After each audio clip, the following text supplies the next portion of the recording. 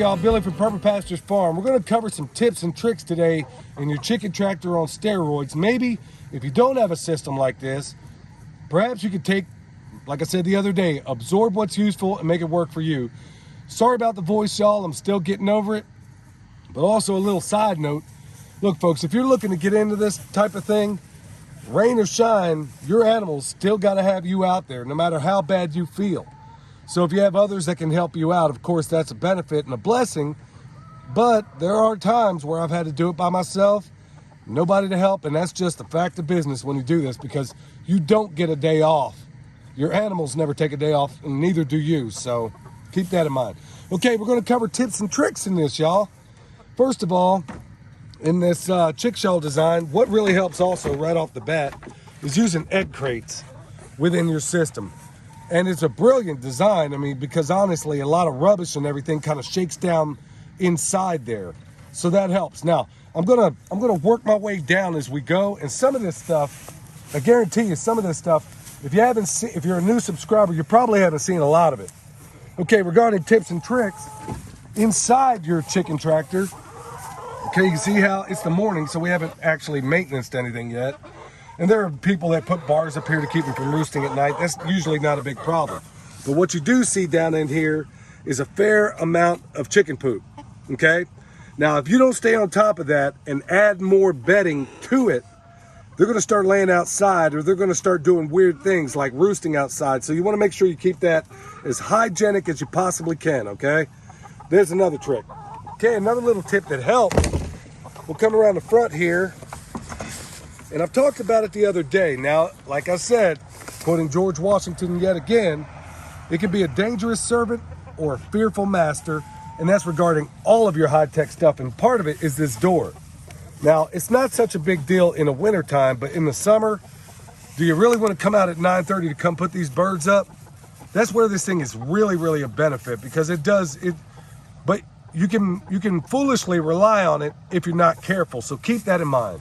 This one here is a chicken guard, and I had to modify it. I basically had to cut this door off a little bit to be able to work within this 2-foot section. Now, unless you have some massive pterodactyls in your system, it shouldn't be a problem at all. Okay, folks, if you don't take anything else out of this video, this alone is one reason why I absolutely love the chicken tractor on steroids. I've talked ad nauseum about all the other benefits you get in it, but here's one that I didn't actually do last night. Now, I got a compost pile in here, and some people have criticized me about using these vacuum waterers, but I'm gonna show you why I love them, especially in the wintertime. Okay, right now we got sun shining, but it froze last night. It was our second freeze, but if you can see here, the water's liquid in there right now, but just a moment ago it wasn't. It didn't freeze for that long. But here's what you can do. Remember, in this system, you got compost piles everywhere. This here is one of them. Just take this thing, watch out birds, stick it in the middle of your pile, leave it there, and it will not freeze, folks. If you got an active pile there, the ambient temperature, I mean, we've had it, I think, down to 20s, in the 20s, even lower, and it still does not freeze, because your microbial action that's happening inside that compost pile is generating heat. That's how you turn it from the material it is in the compost. So if you do that within this system, your water will never freeze. We've been doing it that way for years, and I've done videos on it before.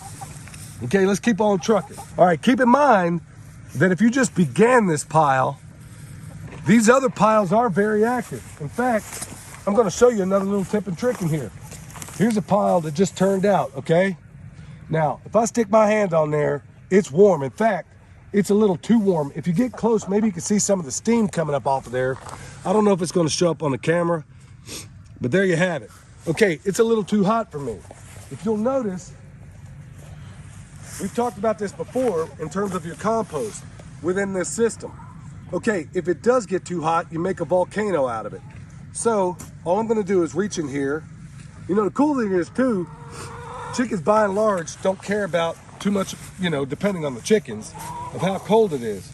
But if it is too cold or too hot, you can make adjustments. But this here is a way for them Like I said, this pile, I can just tell by how much steam's coming off of it, whether or not it's too warm. This one here isn't too warm, but for demonstration purposes, I'm just gonna fan it out a little bit. And you notice how the chickens are becoming more interested in it. And if I stick my hand over here, I'm telling you, look at all that steam coming off of there. So use that as your ally. Instead of worrying, putting your waterer back in the house or worrying about whether or not it's gonna feed, maybe transition to one of those vacuum waterers like I do, especially through the winter. Because I'm telling you what, your stuff will not freeze within this system. All right, so we covered that. Look at all that steam, y'all. I mean, you could honestly heat your hot water heater. You could heat your hot water in the house with that stuff. Also, another little trick, even though we don't have much in terms of aerial predators, for some reason the crows run them all off. You know what? I come out here, a lot of people use these decoys, but I'll tell you what, you better move it. Because I'm telling you what, the people, well, given the state of things right now, there might be some people that want your stuff. But the aerial predators ain't stupid. When they see another predator, especially if it's a little bobblehead like this, it helps a little bit more, I think. When they see another predator, they basically get the idea, okay, this real estate's taken. This is his food source. So they don't always work, but I'll tell you what, they won't work if you leave them in the same spot for too long. So you want to try to move it every day. Right here, even across this barrel, I'll take the whole barrel and move it up. Now I'll leave this barrel here because it has the biochar in there, and we use it for a whole variety of things. Another tip, inside this barrel, we take some of this biochar, we give it to the birds in there, they'll peck on it some, and then basically it'll come out their south end, and now it's activated. And so it's in the pile. How cool is that? Also down there, folks, you see those other compost piles? Those are finished piles, okay? Another tip, when you have a finished pile, keep taking material from your previous pile and adding it to your current piles. Okay, it's gonna speed up your microbial activity. It's kicking things off. So that pile there, each previous pile has contributed to the next pile. Little things like that, it helps. Also, what's also in this pile? The animal bedding that we provided. We got a bull up there. So we have a fair amount of bull when he's in the barn at night because we take him out every day and in and out. It's part of his training.